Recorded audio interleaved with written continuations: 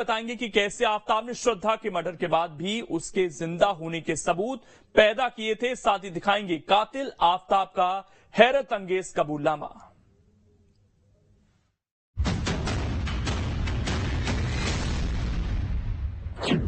पहले श्रद्धा को प्यार के जाल में फंसाया, फिर गला दबाकर कर दी हत्या।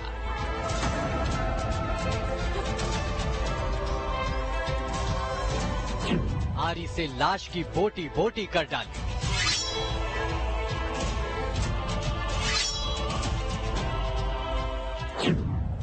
अब पुलिस को गुमराह कर रहा है आफ्ताब।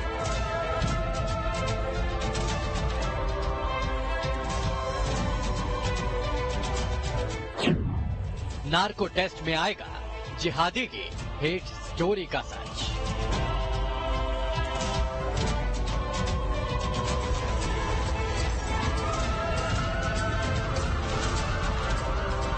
जी हाँ, 26 साल की श्रद्धा वाकर की हत्या के बाद उसकी लाश के साथ बर्बरता करने वाला आफ्ताब पुलिस के लिए पहेली बन गया है। ये लव जिहादी हत्या की बात तो कबूल कर रहा है, साथ ही पुलिस को गुमराह भी कर रहा है।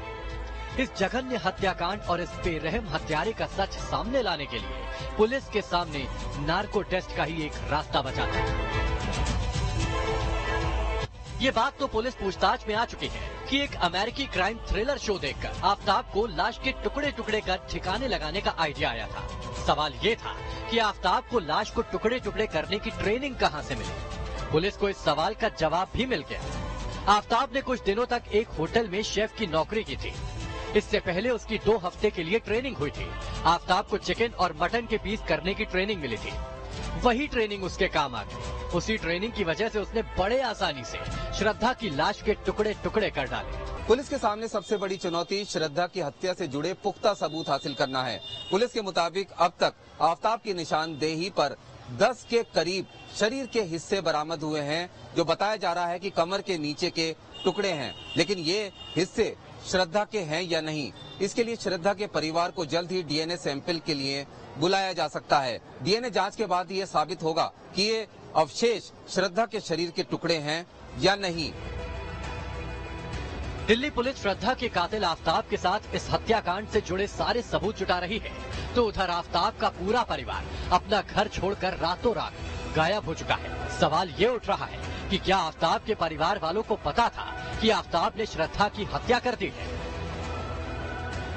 साल 2019 से लेकर साल 2022 के मार्च महीने तक, यानी कि करीब 4 साल में आफ्ताब ने श्रद्धा के साथ वसई इलाके में 4 घर बदले थे।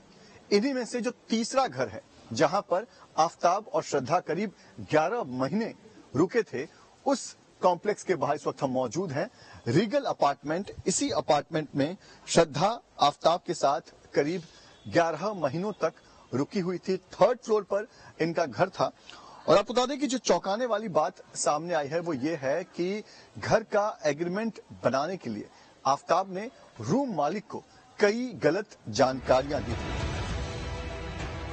ऐसा नहीं है कि आफ्ताब ने अचानक ही श्रद्धा की हत्या कर दी थी। वो बहुत प्लानिंग से चल रहा था। हत्या की साजिश तो उसने बहुत पहले ही कर ली थी। यही नहीं, वो श्रद्धा के पैसों पर ही अय्याशी कर रहा था। श्रद्धा को जिंदा साबित करने के लिए भी उसने शातिराना चाल चली थी। आफ्ताब श्रद्धा के इंस्टाग्राम प्रोफाइल और अकाउंट को अपडेट रखता था। वो श्रद्धा के इंस्टाग्राम अकाउंट से रोज कुछ न कुछ पोस्ट किया करता था। आफ्ताब श्रद्धा के बैंक अकाउंट से लगातार पैसे निकाल रहा था। श्रद्धा की मौत के बाद भी कई बार आफ्ताब ने उसके बैंक अकाउंट से पैसे निकाले थे। आफ्ताब ने श्रद्धा के पैसे से ही उसकी हत्या के सामान खरीदे थे। जो बैंक डिटेल्स हमने निकाला है उसमें 1-2-3 बार पैसा निकाला है। मैं बैंक डिटेल्स के हिसाब से 18 तारीख को 50,000 उसने निकाला है, मतलब अकाउंट से विड्रॉ हुआ है। उसके बाद में 6,000 विड्रॉ हुआ है। ऐसा 2-3 बार उसका पैसा विड्रॉ हुआ है वो अकाउंट से, श्रद्धा के अकाउंट से। जिहादी आफ्ताब इतना शातिर है कि उसने अपने काली करतूतों की किसी को भी भनक तक नहीं लगने दी। वो रोज नौकरी पर जाता रहा, अपने घर में किसी को आने तक नहीं देता था। डेटिंग ऐप पर उसने श्रद्धा से नजदीकियां बढ़ाई थी। श्रद्धा की हत्या के बाद उसने डेटिंग ऐप